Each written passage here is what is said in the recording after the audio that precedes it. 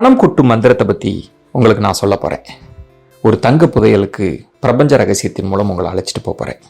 அதை பற்றி பேசலாமா? ஒரு உண்மை சம்பவத்திலிருந்து நான் தொடங்குறேன். ஒரு பிரபஞ்ச ரகசியத்தை பற்றி பேசக்கூடிய ஒருத்தர், அவரோட நண்பன், அவனுக்கு பிரபஞ்ச ரகசியத்தின் மீதெல்லாம் பெரிய நம்பிக்கை இல்லை. ஒரு எழுத்தாளன், ஒரு ஆஃபீஸில் வேலை பார்த்துட்டு இருக்கிறான். அவன்கிட்ட நண்பன் சொல்கிறான், பிரபஞ்ச ரகசியத்தினுடைய சிறப்புகள் என்ன, அது எப்படிலாம் இருக்கும், என்னெல்லாம் இருக்கும் அப்படின்னு. இவனுக்கு நம்பிக்கை இல்லை. அவன் சொல்ல கேட்டானா, பிரபஞ்ச ரகசியத்தின் மூலம் எனக்கு பணம் கிடைக்குமா அப்படின்றான். ஏன் கிடைக்காது, தாராளமாக கிடைக்கும் அப்படின்றான். நான் வருஷத்துக்கு $10,000 சம்பாதிக்கிறேன், எனக்கு $20,000 கிடைக்குமா அப்படின்றான். ஏன் நீ கம்மியாக யோசிக்கிற, $1,00,000 யோசி, கிடைக்கும் அப்படிங்கிறான். $1,00,000 அப்படின்னு. ஆமாம் அப்படின்னு. இவனும் நம்பிக்கையோடு போய் எழுதி வைக்கிறான். வீட்டில் $1,00,000 அப்படின்னு எழுதி வைக்கிறான். $1,00,000 போலியா நோட்டுகளை தயாரித்து பெட்டில் வச்சுக்கிறான். ஏதோ கிடைச்சிட்ட மாதிரியே நம்பி வாழ தொடங்குறான். ஆனால் ஒன்றும் பெருசாக அவன் வாழ்க்கையில் மாற்றம்லாம் வரல. ஆனாலும் அவன் நம்பிக்கையோடு இருக்கிறான். $1,00,000 அப்படின்ட்டு. ஒரு நாள் திடீர்னு அவனுக்கு ஒரு யோசனை வருது. அவன் ஒரு எழுத்தாளர், நம்ம புத்தகத்தை விற்பனை செஞ்சால் என்ன, $1,00,000 கிடைக்குமேன்ற ஒரு எண்ணம் ஸ்பார்க் ஆகுது. பிரபஞ்சம் மெல்ல வேலையை காட்டுது.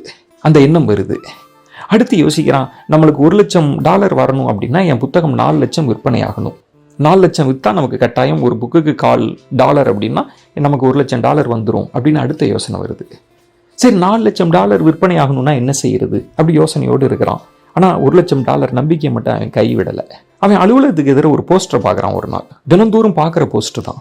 ஆனால் இப்போ அவனுக்கு வேறொரு எண்ணம் வருது. அது ஒரு பிரபலமான பத்திரிகையினுடைய போஸ்டர். இந்த பத்திரிகையில் நம்ம புத்தகம் பற்றி ஒரு குறிப்பு வந்தா, ஏன்னா $1,00,000 நம்ம சம்பாரிச்சிடலாமே, ஏன்னா நிறைய வாசகர்களை கொண்ட பத்திரிகை அது. அடுத்த ஸ்பார்க்கு கிடைக்குது. பிரபஞ்சம் வேலை செய்ய தொடங்குகிறது. ஆனால் அந்த பத்திரிகையில் எப்படி போகிறது, அப்ரோச் பண்ணுறது எதுவுமே அவனுக்கு தெரியாது. ஆனாலும் நம்பிக்கையோடு இருக்கிறான்.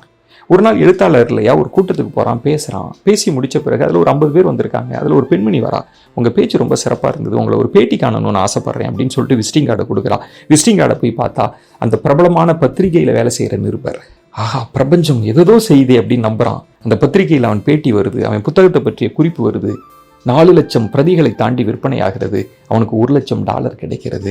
பிரபஞ்சத்தை அவன் முழுசாக நம்ப தொடங்குறான். அவன் மனைவி கேட்குறா, $1,00,000 பிரபஞ்சம் கொடுத்துருச்சு, $10,00,000 கேட்டாலும் கொடுக்குமா அப்படின்னு. இந்த முறை அவன் சொல்கிறான், நம்பிக்கையோடு கொடுக்கும் அப்படின்றான்.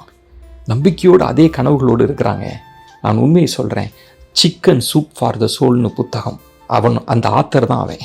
அந்த புத்தகத்திற்கான ராயல்ட்டி தொகையை அந்த பதிப்பகத்தார் எழுதுகிறாரு. $10,00,000 எழுதுகிறார். அதை பார்த்து விட்டு கணவனும் மனைவியும் புன்சிரிப்பு சிரித்து கொண்டதாக அந்த உண்மை சம்பவம் முடிகிறது. யோசிச்சு பாருங்க பிரபஞ்ச ரகசியத்தின் சூட்சமத்தை. நல்லதை பேசுவோம், நல்லதே நடக்கும்.